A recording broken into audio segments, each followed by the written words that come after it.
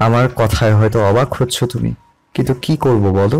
তোমাকে বহুবার বহুভাবেও বলে বোঝাতে পারিনি। I am in love with you. যা কিছু ভুল বোঝাবুঝি হয়েছিল সেটা আদ্রিতার কারণে, কিন্তু ও চলে গিয়েই বা কি লাভ হলো? তুমি তো তোমার সিদ্ধান্তে অটল। আচ্ছা, বাদ দাও এসব আলোচনা। এখন তো আমি নেই, তোমার পড়াশোনায় ব্যাঘাত ঘটানোর কেউ রইল না। মন দিয়ে লেখাপড়া করো, কেমন?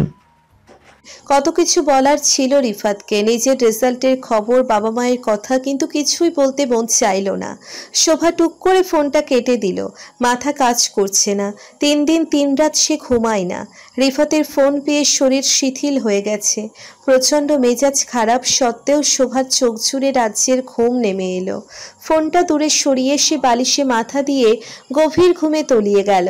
আজকাল শোভার দিনগুলো খুব নিরানন্দে কাটছে।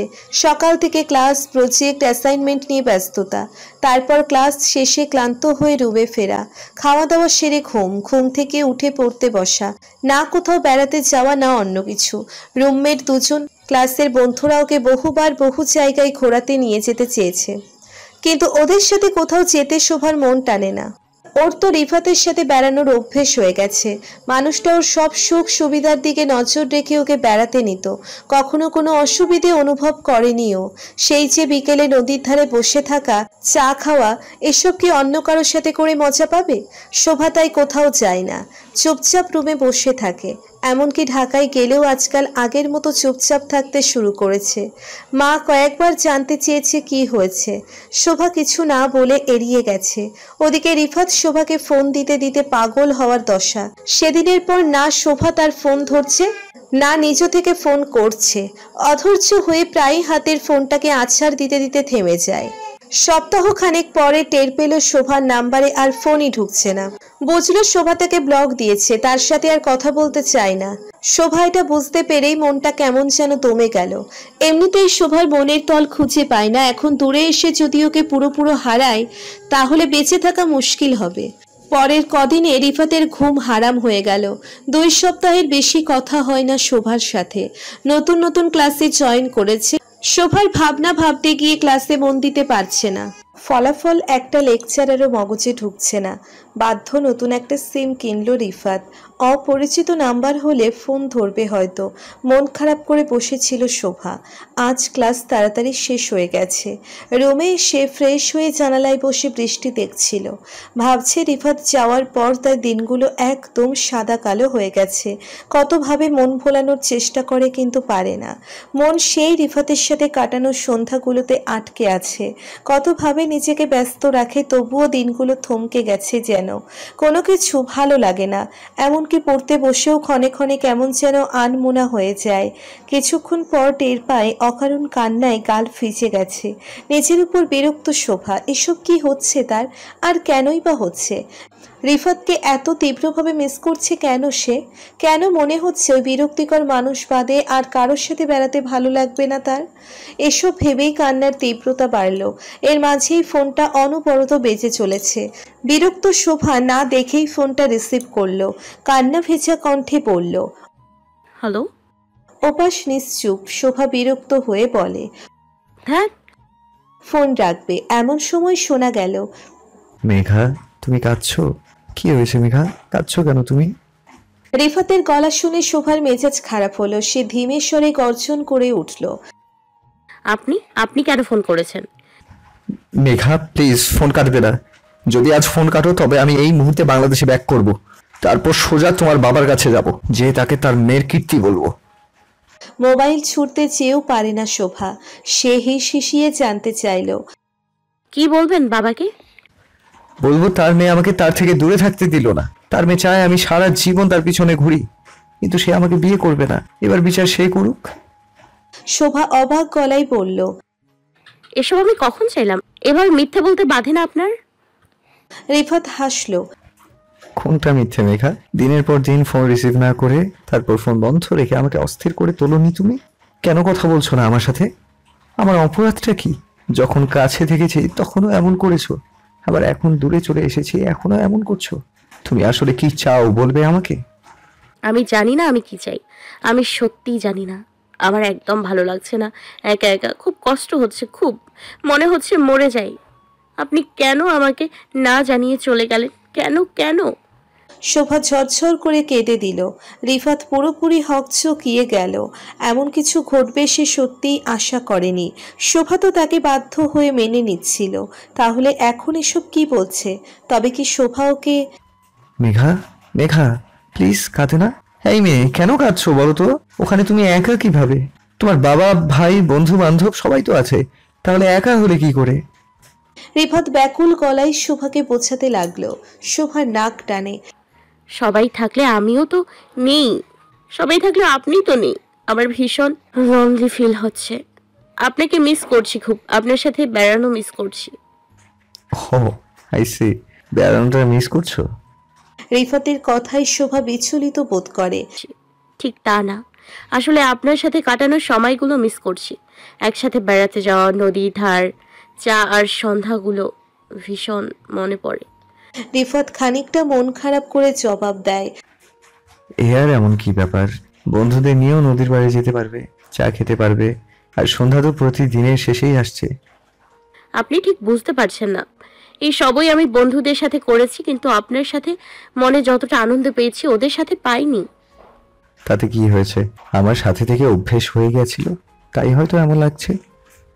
রিফাত না বোঝার ভান করে শোভাকে আরেকটু খোঁচায়। শোভা তাতে দমে গেল না, আরেকটু মনমরা হয়ে উত্তর দিল। বড্ড বাজে অভ্যাস হয়েছে, মনটা সারাক্ষণ আপনাকে খোঁজে। আমি মনে হয় আপনাকে... কেন এমন করলেন বলুন তো? শোভার কণ্ঠ ভীষণ অসহায় শোনালো। রিফাতের চেহারায় যুদ্ধ জয়ের আনন্দ যেন। সে আনন্দ অবশ্য গলায় ফোটালো না। তুমি কি বলছো বুঝতে পারছি না মেঘা, আমি কি করেছি? তুমি আমাকে কি পরিষ্কার করে বলো। শোভা এবার রেগে গেল। আমি কি বলতে চাইছি বুঝতে পারছেন না, তাই তো? কিছুই করেননি আপনি, এটাই বলতে চাইছেন? তাহলে আমার সারা দিন কান্না পায় কেন? পড়ালেখায় মন নেই কেন? আর এসব কিছুর জন্য আপনি দায়ী। জোর করে আমার সাথে সময় কাটিয়ে আমার অভ্যেস খারাপ করেছেন। এই জন্যই তো দূরে চলে এসেছি, আর কোনো জোরাজুরি করব না, চালাবো না। রিফাতের অভিমানী কণ্ঠ শুনে চুপসে গেল শোভা। অপরাধী গলায় বলল। আপনি কি সত্যি বুঝতে পারছেন না কিছু? কি বুঝবো বলো তো? ওখানে সবার সাথে থেকে বলছো তুমি একা, তাহলে এখানে আমার কি হাল ভাবো। একাই রান্না করতে হচ্ছে, আবার ক্লাস করতে হচ্ছে, তার মধ্যে আবার তুমিও কথা বলছো না। আমি ওসব বলছি না। তাহলে কি বলছো? আমি আমি আমি আমি না আপনাকে ভালোবাসি রিফাত, আপনাকে ভীষণ ভালোবাসি, আপনাকে ভীষণ মিস করছি। আপনাকে ছাড়া থাকা যাচ্ছে না, দিনগুলো ভীষণ কষ্টে যাচ্ছে। ওপাশ নিশ্চুপ, এমনকি নিঃশ্বাসের আওয়াজও নেই। শোভা ভাবল ফোন কেটে গেছে বোধহয়। চোখের সামনে মোবাইল মেলে দেখলো না, কানেকশন কাটেনি। আবার হ্যালো হ্যালো করলো শোভা। অনেকটা সময় পর রিফাতের পুরুষালী গলা ভেসে এলো। নিঃশ্বাস আটকে গেছিল মেঘা, এই মাত্র সেটা ফিরে পেলাম। গায়ে চিমটি কেটে পরীক্ষা করলাম আমি বেঁচে আছি কিনা, যা শুনলাম সেটা সত্যি কিনা। শোভা যেন হুঁশ ফিরে পেল। ওর গাল দুটো যেন পাকা চেরি এমনই লালচে হয়ে গেল। বোকা মেয়েটা চোখ বুজে ভাবছে, একে বলে ফেললো সে। অনুভূতিগুলো এমন হয় কেন? যখন ঘুমিয়ে থাকে তখন সব বুঝেও জাগতে চায় না, আর যখন জেগে ওঠে তখন তাকে ঘুম পাড়িয়ে রাখতে রীতিমতো যুদ্ধ করতে হয়। রিফাত যখন কাছে ছিল তখন শোভার অনুভূতিগুলো ছিল ঘুমন্ত। অনেক চেষ্টার পরেও রিফাত তাকে বোঝাতে পারেনি। এখন যখন দূরে চলে গেছে তখন রিফাতের অনুপস্থিতিতে শোভার অনুভূতিতে আঘাত লেগে আপনাতেই জেগে উঠল। সে যে জন্য রিফাতের এতদিনের অপেক্ষা, সেই আনন্দ সংবাদ সেলিব্রেট করার উপায় নেই। কাছে থাকলে কি পরিমাণ পাগলামো করতো সেসব ভেবে আফসোস হচ্ছে রিফাতের। ইচ্ছে ছিল বিশেষ মুহূর্তে শোভার মুখভঙ্গি দেখবে মন ভরে, কিন্তু তা আর হলো কোথায়। তবুও ভালো খবর এই যে অপেক্ষার প্রহর খানিকটা কমে এলো।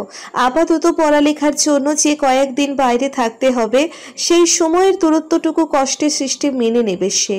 এই দূরত্বটুকু হয়তো প্রয়োজন ছিল দুজনার জন্যই। নিজেদের মধ্যে বোঝাপড়া আর টান বোঝার জন্য দূরত্ব মাঝে মাঝে টনিকের কাজ করে। ওদের জন্য অন্তত তাই হয়েছে। লজ্জায় দুদিন কথা বলেনি শোভা, কেবল মেসেজ আদান প্রদান চলেছে। পরে রিফাত আন্দোলন শুরু করলো, কথা না বললে আর নিজে থেকে নখ দেবে না সে। বাধ্য হয়ে ফোন দিয়েছিল শোভা। আড়ষ্টতাকে দূরে ঠেলে দিয়ে রিফাতের সাথে কথা শুরু করে। কত কথা কথা সেদিন বলেছিল ওরা ভাবলে দুজনেই অবাক হয়। লন্ডন স্কুল অফ বিজনেস থেকে 1 বছরের মাস্টার্স প্রোগ্রাম করবে রিফাত। 1 বছর পর দেশে ফিরে বাবার অফিসে বসবে, সেই সাথে শোভার সাথে শুভ কর্মটা সেরে ফেলবে। এবার কোনো ধরনের ছুতোবাজি শুনবে না বলেছে রিফাত। ওর একটাই কথা, 1 বছর যত খুশি ব্যাচেলার লাইফ কাটাও মন ভরে। আমি কিন্তু ফিরলে পড়ালেখার বাইরে বাকি সময় আমার, তখন কোনো অজুহাত মেনে নেব না। শোভা কিছু বলেনি? কেবল মুচকি হেসে সায় দিয়েছে। আনুষ্ঠানিকভাবে ওদের প্রেম পর্ব শুরু হলো যেন। কোনো সময় দূরত্ব সম্পর্ককে গভীর করে তোলে। ওদের ক্ষেত্রে কথাটা 100% ফলে গেছে। প্রতিদিন রাত 12টা বা নাগাদ শোভাকে ফোন দেয় রিফাত। তখন লন্ডনের সন্ধ্যা নেমেছে। ক্লাস শেষে ক্লান্ত শরীরে শোভার গলা শুনলেই রিফাতের ক্লান্তি কেটে যায়। ওদের গল্প ফুরাতে চায় না, কিন্তু পড়ালেখার জন্য দায়বদ্ধতার কারণে ফোন রাখতে হয়। মাঝে মাঝে পড়ালেখার চাপ না থাকলে দুজনেই সারা রাত গল্প করে পার করে দেয়। ছুটি ছাটার ঢাকায় গেলে ভীষণ সমস্যায় পড়তে হয় শোভায়। এক রুমে 2 বোন থাকে। বিভাটা রাতে পড়ে, দেরি করে ঘুমানোর অভ্যেস, কাজেই রাতে কথা বলার উপায় নেই। আর এতে রিফাত গাল ফুলিয়ে বসে থাকে। কিছুতেই বোঝানো যায় না যে বিভার সামনে কথা বলা যায় না। এভাবেই ছোটখাটো মান অভিমানের মধ্য দিয়ে ওদের দিনগুলো কেটে যাচ্ছে। ক্লাস শেষ করে কেবলই বেরিয়েছে শোভা। আজ একটা প্রজেক্টের কাজ ছিল, তার উপর ক্লাস হয়েছে 5টা। ক্লান্তিতে শরীর নুইয়ে পড়ছে। হোস্টেলের উদ্দেশ্যে হাঁটছে। মনটা খানিকটা খারাপ হয়ে আছে। কয়েকদিন হলো কথা হয় না রিফাতের সাথে। সামান্য বিষয় নিয়ে তুমুল ঝগড়া হয়ে কথা বন্ধ। রিফাত তাও একদিন কল দিয়েছিল, কিন্তু শোভা রিসিভ করেনি। তারপর থেকে জনাবের আর খবর নেই। নিজ থেকে ফোন দিতে লজ্জা লাগে শোভার, কারণ দোষটা তার বেশি ছিল। তবুও রাগ সে বেশি দেখিয়েছে। আজ মনে হচ্ছে ঝগড়া না করলেই হতো। কেন যে মেজাজ ঠিক রাখতে পারে না। দীর্ঘশ্বাস ফেলে ঘড়ি দেখে দ্রুত পা চালায়। হোস্টেলে ফিরে গোসল করে খেয়ে টিউশনি ছুটবে, কিন্তু আজ একদমই ইচ্ছে করছে না যেতে। হোস্টেলে পৌঁছে গেছে এমন সময় ফোনটা বাজলো। বিরক্ত শোভা ফোনটা বের করে কানে ধরে। হ্যালো, তুমি কোথায়? হার্টবিট মিস হলো শোভার। অবশেষে জনাবের মান ভাঙল। ঠোঁটের কোণে হাসি ঝুলিয়ে পড়ল। হোস্টেলে ঢুকছি, ফ্রেশ হয়ে টিউশনে যাব। আপনি আজ এত তাড়াতাড়ি ফোন দিলেন যে? ফ্রেশ হয়ে গেটে এসো তাড়াতাড়ি। রিফাতের গম্ভীর কণ্ঠ শুনে শোভার ভ্রু কুঁচকে গেল। গেটে মানে? কোন গেটে? আপনি কোথায় আছেন? বেশি প্রশ্ন করো না, তাড়াতাড়ি মেইন গেটে এসো। I am waiting. শোভার বুকের ভিতর হার্ট অ্যাটাক হওয়ার জোগাড়।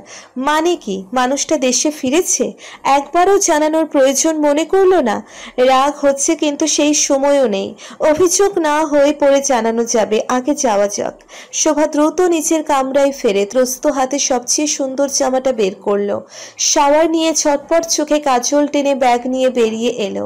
গেট অব্দি যেতেই হার্ট অ্যাটাক হবে মনে হয়, এমনই দ্রুত গতিতে হার্টবিট করছে।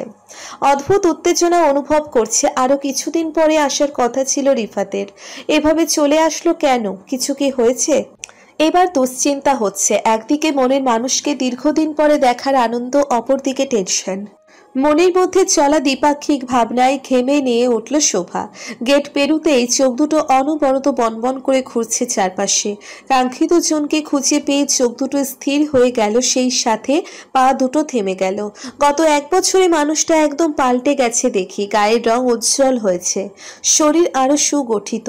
শোভা চুম্বকের আকর্ষণের মতো রিফাতের দিকে এগিয়ে এলো। তার নয়ন জুড়ে মুগ্ধতা। রিফাত অস্থির পায়চারি করছিল। হঠাৎ শোভার উপস্থিতি টের পেয়ে তাকাতেই চোখাচোখি হয়ে গেল। 5 মিনিট ওভাবেই দাঁড়িয়ে রইল দুজন। কারো নজর ফিরছে না একে অপরের উপর থেকে। হঠাৎ গাড়ির হর্নের বিকট আওয়াজে ওদের সম্বিত ফিরে আসে। এসো, গাড়িতে ওঠো। রিফাত নিজেকে সামলে নিয়ে গম্ভীর কণ্ঠে আদেশ করলো। শোভা কিছু ভাববার সুযোগ পেল না। রোবটের মতো রিফাতের আদেশ মান্য করলো। সেই পুরনো দিনের মতো রিফাত ড্রাইভিং সিটে, পাশে শোভা। পুরো রাস্তা মন দিয়ে গাড়ি ড্রাইভ করলো রিফাত। একবারের জন্যেও তাকালো না শোভার পানে। অথচ শোভা বারবার আর চোখে দেখে যাচ্ছে রিফাতকে।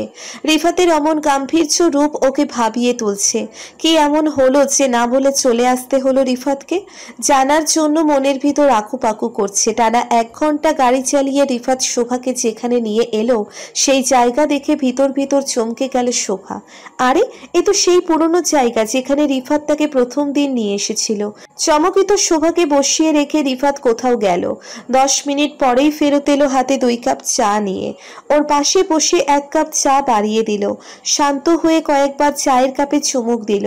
শোভা উসখুস করছে, মনটা উচ্চাটন হয়ে আছে, কথা বলার জন্য ব্যাকুলতা বোধ করছে, কিন্তু রিফাতকে শান্ত হয়ে বসে থাকতে দেখে সাহস পাচ্ছে না। বারবার নজর ঘুরিয়ে দেখছে। জায়গাটার কথা কি মনে আছে তোমার? চিনতে পেরেছো? শোভা মাথা দুলাই। আমি এয়ারপোর্ট থেকে সোজা তোমার কাছে এসেছি, তারপর এখানে। তোমার কোনো আইডিয়া আছে কেন নিয়ে এলাম তোমাকে এখানে? শোভা মাথা নেড়ে না করলো। রিফাত আরো একটু গম্ভীর হলো। হঠাৎ না বলে চলে এলাম কেন জানতে চাইবে না? শোভার গলা শুকিয়ে এলো। এমন করছে কেন ছেলেটা? তীব্র পানির পিপাসা পেয়ে গেল তার। অসহায় চোখে রিফাতের দিকে তাকালো। এভাবে কথা বলছেন কেন? আমার খুব ভয় লাগছে। কি হয়েছে বলুন তো? সব ঠিক আছে? বাবা মা ভালো আছে? শোভার হাত পা কাঁপছে মৃদু। প্রচন্ড ভয় লাগছে তার। রিফাত ওর দিকে তাকিয়ে রইল কয়েক মুহূর্ত। সেই দৃষ্টির মানে বুঝতে না পেরে আরো অসহায় বোধ করলো সে। তুমি আমাকে ভালোবাসো তো মেঘা? আমায় নিয়ে তোমার মনে কোনো দ্বিধা নেই তো? থমকে গেল মেয়েটা। ছেলেটা কি বলছে এসব? এতদিন তাহলে কোন সম্পর্কের ভিত্তিতে কথা বলেছে ওর সাথে? এই চিনেছে তাকে? বিশ্বাসের ভিত্তি কি এখনো নড়বড়ে? হতবিহ্বল শোভা রিফাতকে দেখলো। আপনার কি মনে হয়? প্রশ্নের বদলে প্রশ্ন নয় মেঘা, উত্তরটা সরাসরি চাইছি। কেন এমন প্রশ্ন করছেন আমি জানি না। শেষবার খুব তুচ্ছ কারণে আপনার সাথে ঝগড়া করেছি, সেই কারণে কিনা জানি না। সেটাই কারণ হয়ে থাকলে আমি ভীষণ লজ্জিত, কারণ ঝগড়াটা করা আমার উচিত হয়নি। এসব কথা আমার প্রশ্নের উত্তর নয়। শোভা থামলো, ভাবলো কিছু একটা, তারপর খুব ধীর স্থির হয়ে উত্তর দিল। আপনাকে নিয়ে আমার মনে কোনো দ্বিধা নেই, ভালোবাসি আপনাকে। তাহলে আমি কোনো ডিসিশন নিলে বিনা প্রশ্নে মেনে নেবে তো? বিশ্বাস করবে তো আমায়? রিফাত এক দৃষ্টিতে তাকিয়ে আছে উত্তরের আশায়। শোভা মাথা দোলায়। আপনার উপর পূর্ণ বিশ্বাস আছে আমার। এইবার রিফাতের ঠোঁটের কোণে হাসি ফুটল, চেহারায় অদ্ভুত আনন্দের ছটা। সেই চোরা হাসি দেখে শোভার বুক কেঁপে উঠল, হৃদয় জুড়ে তাণ্ডব শুরু হলো। কি করতে চাইছে রিফাত? সূর্য ডুবি ডুবি, আকাশ লালে লাল। বহুদিন পরে মুগ্ধতা নিয়ে সূর্যের পানির মধ্যে লুকিয়ে পড়া উপভোগ করছিল শোভা। গত 1 বছরের বেশি সময় এই মুহূর্তটা ভীষণ মিস করেছে সে। প্রিয় মানুষের সাথে বসে চা পান করতে করতে প্রিয় সময়টা উপভোগ করা অন্যরকম একটা আনন্দ মনে দোলা দিয়ে যাচ্ছে। শোভা বিভোর হয়েছিল সময়টাতে। আচমকা হাতে পুরুষালী স্পর্শ পেয়ে চমকে তাকালো। রিফাতুর হাতটা ধরে আছে এক হাত দিয়ে। শোভা দেখলো অপর হাতে একটা হীরের আংটি চলচল করছে। শোভা মোহগ্রস্তের মতো আংটির দিকে তাকিয়ে রইল। 7 রঙা পাথরের আংটিটা দেখতে এতটাই সুন্দর লাগছে যে শোভা বেহায়ার মতো ওটাকেই দেখছে। বুকের ভিতর দুরু দুরু কাঁপন ধীরে ধীরে পুরো শরীরে ছড়িয়ে যাচ্ছে। কি করবে রিফাত আংটি দিয়ে? মেঘা, এই আংটিটা আমি অড জব করে কিনেছি। যদিও অড জবের কোনো প্রয়োজন ছিল না, এমনিতেই কিনতে পারতাম, কিন্তু কেন যেন একদিন ইউনি যাওয়ার পথে জুয়েলারি শপের মধ্যে এই আংটিটা নজরে আসে। তারপর ঠিক করলাম এটা বিশেষ একজনের জন্য কিনবো, এবং ওখানেই কোনো কাজ করে টাকা কামিয়ে কিনবো এমন প্রত্যয় ব্যক্ত করি। দীর্ঘ 1 মাস অড জব করে কিনেছি এটা। জিনিসটা সুন্দর না? শোভা ধ্যানগ্রস্তের মতন মাথা দোলায়। তোমার পছন্দ হয়েছে? শোভা থমকে গেল, চোখ দুটোতে রাজ্যের আনন্দ। মেঘা, অনেকদিন এই সময়টা কল্পনা করেছি মনে মনে। আমাদের বিশেষ মুহূর্ত হবে, আমাদের সবচেয়ে প্রিয় সময়। প্রিয় জায়গায় হলে তো আর কথাই নেই। সব ভেবেই এয়ারপোর্ট থেকে সোজা তোমার কাছে। তারপর এই যে আমাদের প্রথম আউটিং এর জায়গায় এলাম। রিফাত থামলো কিছু সময়, বসা থেকে উঠে হাঁটু মুড়ে শোভার সামনে বসলো। শোভা বোকার মতো তাকিয়ে তাকিয়ে দেখছে। ও আসলে বুঝতে পারছে না কি বলবে বা কি করবে। রিফাত শোভার বাম হাত ধরে কাছে টানে। রিফাতের চোখে ক্লান্তি অথচ মুগ্ধতা চেয়ে আছে। সে আকুল কণ্ঠে শোভার দিকে প্রশ্ন ছুড়ে দিল। Megha, will you marry me?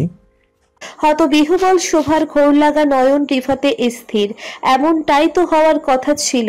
গত 1 বছরের লুকোচুরি খেলা অবশেষে শেষ হলো। তবুও বুকের ভিতর দামামা বাজছে যেন। হার্ট এত দ্রুত লয়ে বিট করছে যেন শোভার হার্ট অ্যাটাক হবে। ওর নাকের ডগায় বিন্দু বিন্দু ঘাম জমেছে, চোখের কোলে জল। রিফাত আগ্রহী নয়নে শোভার দিকে তাকিয়ে জবাবের আশায়। শোভা মাথা দুলিয়ে হাসলো। মুখে বলো please, will you marry me Megha? Yes, I will marry you. তাহলে এই যে আমার নামের মোহ পরিয়ে দিলাম তোমার হাতে। শোভার বাম হাতের অনামিকায় এখন হীরের আংটি চলচল করছে। রিফাত হাতটা টেনে মুখের কাছে নিয়ে তাতে উষ্ণ অধরের স্পর্শ দিল। শোভার শরীর কেঁপে উঠল তাতে। তা বুঝেই মুচকি হাসল রিফাত। ওকে হাত ধরে টেনে দাঁড় করিয়ে ওর পিছনে যেয়ে দাঁড়ালো। শোভাকে নিজের বুকের সাথে মিলিয়ে নিয়ে 2 হাতে ওর 2 হাত বেঁধে পেটের উপর হাত রেখে জড়িয়ে ধরে সামনে ইশারা করে কানে ফিসফিস করলো। ওই যে সূর্য ডুবছে, এই ডুবন্ত সূর্যকে সাক্ষী করে তোমাকে নিজের করে নিলাম। আজকের পর থেকে আর কোনো কিছু আমাদের আলাদা করতে পারবে না, আর কোনো দূরত্ব আমাদের দূরে ঠেলে দিতে পারবে না। ঠিক 3 দিন পরে তুমি বউ হয়ে আমার জীবনে আসবে। এরপর প্রতিটা সন্ধ্যায় তুমি আমার সাথে থাকবে, কাছে থাকবে। এমনিতেই আংটি পরে মনটা কেমন যেন আকুপাকু করছে। তার উপর রিফাতের এমন কথা শোভার হৃদয় আন্দোলিত করছে। শরীর জুড়ে শিরশিরে অনুভব, কেমন একটা অনুভূতি, সেটা কেবলমাত্র শোভাই জানে। গত 1 বছরে তোমার কাছ থেকে দূরে থেকে যতটা কষ্ট পেয়েছি, তোমাকে কাছে পেয়ে তার দ্বিগুণ উসুল করবো। বউ, তোমাকে ভীষণ জ্বালাবো মেঘা। বিরহে যেরকম খাদিয়েছ, মিলনে তার চাইতে বেশি খাদাবো তোমায়। একটু শব্দ না করে সইতে হবে এই আমাকে। রিফাতের ফিসফিসিয়ে বলা কথাগুলো শোভাকে লাজুক লতা করে তুলছে। কান দুটো দিয়ে গরম হলকা বের হচ্ছে। শরমে মুখ নামিয়ে নিল শোভা। তাদেরকে রিফাত হাসলো। এইটুকুতে এই অবস্থা? এখনো অনেক লজ্জা পাওয়া বাকি আছে তোমার। বিয়ের পরে রাতগুলোর কথা ভাবো। শোভা আচমকা রিফাতের দিকে ফিরে ওর মুখ চেপে ধরে। পচা কথা বলা বন্ধ করুন। রিফাত শোভার হাত সরিয়ে নিল। ওর চোখ মুখ জুড়ে দুষ্টু হাসি। শোভাকে দেখছে মন দিয়ে আর মুচকি হাসছে। করবো না, আরো বেশি করে বলবো। এটাই তোমার শাস্তি আমাকে 1 বছরের বিরহ দেওয়ার জন্য। অভিমানে ঠোঁট ফোলাই শোভা। তাহলে তো দেখছি আপনাকে বিয়ে করা যাবে না, আপনি শুধু কষ্ট দেবেন আমাকে। কথাটা শোনা মাত্রই শোভার হাত মুচড়ে ধরে রিফাত। শোভা আহ শব্দ করতেই হাত ছেড়ে দিল। রিফাত গম্ভীর মুখে ওর দিকে তাকিয়ে পড়ল।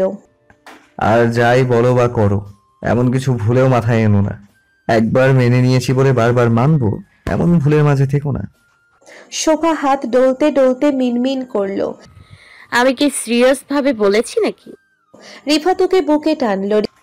ফান করেও আর এমন কিছু বলো না, বুকে লাগে। রিফাতের বুকে মাথা রেখে শোভা চুপচাপ দাঁড়িয়ে রইল। রিফাতের বুকে ঢিপ ঢিপ শব্দ শুনছে। কি দারুণ ছন্দ এটা, শোভা বিভোর হয়ে ভাবে। প্রিয়জনের বুকে মাথা রেখেও এত সুখ সেটা আজকের আগে জানা হয়নি। মাত্র 7 দিনের নোটিসে বিয়ে হলো শোভা আর রিফাতের। যে অনুষ্ঠানগুলো না করলেই নয় সেগুলোই করেছে 2 পক্ষ। কোনো রকমে বিয়ে পর্ব শেষ করে পরদিনই ওরা চলে এসেছে কক্সবাজার হানিমুন সারতে। প্রাইভেট কটেজ ভাড়া নিয়েছে রিফাত, একদম সাগরের কাছাকাছি কটেজ। ব্যালকনিতে বসে সাগরের বিস্তীর্ণ জলরাশি দেখা যায়, শোনা যায় ঢেউয়ের শব্দ।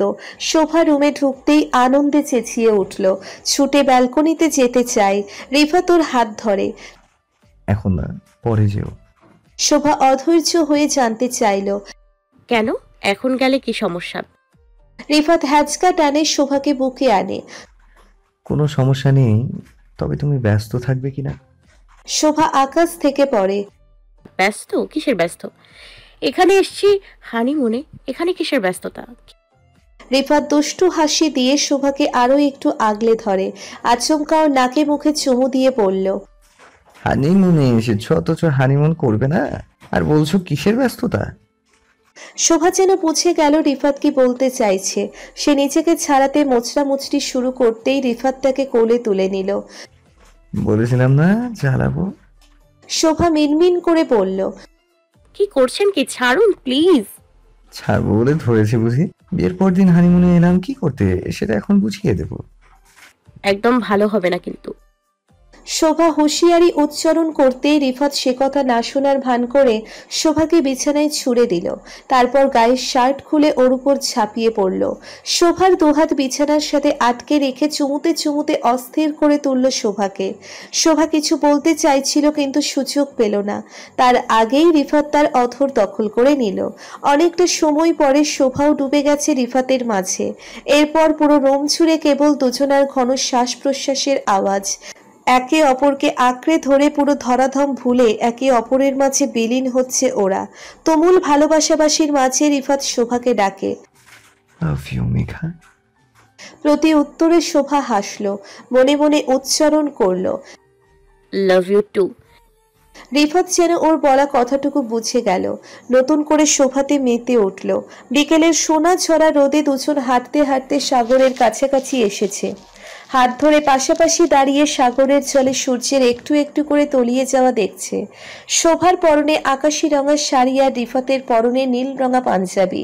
দুজনেরই চোখে মুখে আহ্লাদের প্রকট প্রকাশ। আমি চাই আমাদের জীবনের প্রতিটা সন্ধ্যা এরকম হোক, ওই যে সূর্যের মতো ডুবে যেতে যেতে লাল কমলার মিশেলে অদ্ভুত একটা রঙে ভুবন ভরিয়ে দিল, পরের দিন আবার আসবে বলে। আপনার ভালোবাসা আমার জীবনে ওই ডুবন্ত সূর্যের মতো হোক, প্রতিদিন নতুন করে আলো নিয়ে আসবেন বলে সন্ধ্যাটা আধারে না ডুবে হোক অদ্ভুত আলোয় আলোকিত। রিফাত এগিয়ে এসে শোভাকে আলতো হাতে জড়িয়ে ধরে। আর আমি চাই আমাদের জীবনে এরকম সন্ধ্যা প্রতিদিন আসুক। প্রতিটা সন্ধ্যায় তোমার হাত ধরে অজানার পথে হাঁটতে চাই শোভা। মিটু, ওই যে দেখুন সূর্যটা ডুবছে। শোভা হাত দিয়ে ইশারা করলো।